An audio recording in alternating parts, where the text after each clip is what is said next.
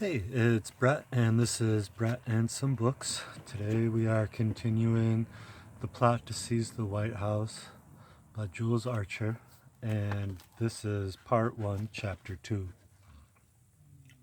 On July 1st, 1933, General Butler's phone rang soon after he had breakfast.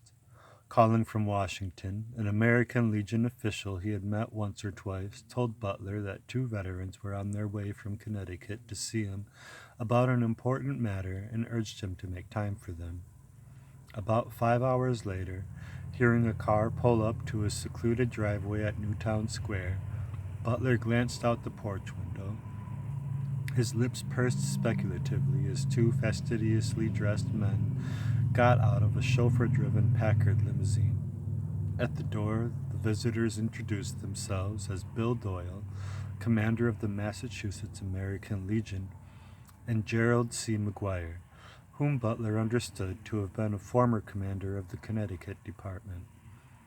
Butler led the visitors into his study at the rear of the house, and they took chairs opposite his desk. McGuire, who did most of the talking, was a fat, perspiring man with rows of jowls, a large mouth, fleshy nose, and bright blue eyes. He began a somewhat rambling conversation, during which he revealed that he too had been a Marine. A war wound had left a silver plate in his head. Doyle established that his combat credentials by mentioning that he also had a Purple Heart. Butler's compassion for wounded veterans made him patient as McGuire encircled the subject of their visit in spirals that only gradually narrowed until their apex pierced the point. The point, it seemed, was that McGuire and Doyle, speaking for a coterie of influential legionnaires, were intensely dissatisfied with the current leadership of the American Legion.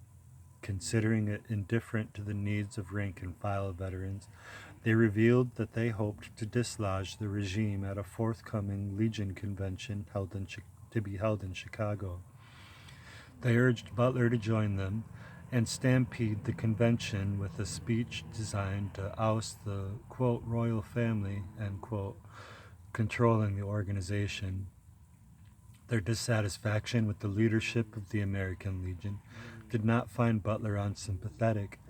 He had long been privately critical of the organization's close ties with big business and its neglect of real interests of the veterans it presumably represented.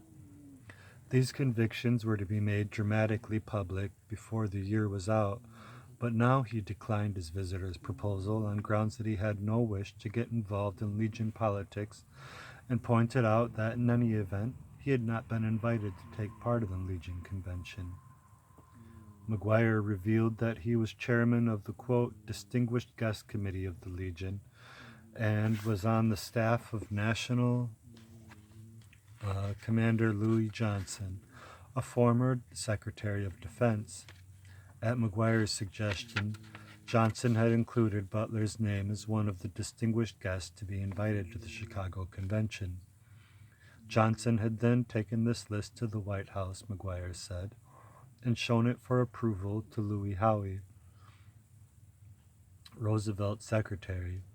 Howe had crossed Butler's name off the list, however, saying that the president was opposed to inviting Butler.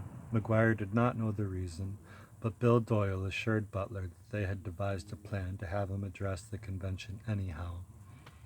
Butler remained silent. He was used to oddball visitors who called with all kinds of weird requests. Curiosity, and the leisure afforded by retirement, often led him to hear them out in order to fathom their motives. He thought about his visitors' finely tailored suits and the chauffeur-driven Packard and their claim to represent the, quote, plain soldiers, end quote, of the Legion. The story about the rejection of his name on the Legion convention guest list by the White House struck him as more than peculiar, in view of the fact that the president had gratefully accepted his campaign help in a, quote, Republicans for Roosevelt, end quote, drive 8 months earlier. Why should FDR suddenly be so displeased with him?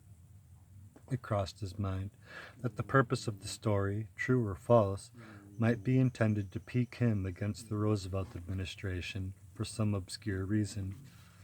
Keeping his suspicions to himself, he heard out his visitors in the hope of learning why they were so anxious to use him. They explained that they had arranged for him to attend the convention as a delegate from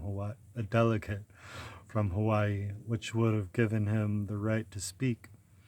When he still declined, they asked whether he wasn't in sympathy with their desire to oust the royal family. He was, he said, because the leadership had simply been using the organization to feather their own nests, but he had absolutely no intention of attending the convention without an invitation. His disappointed visitors took their leave, but asked permission to return again in a few weeks.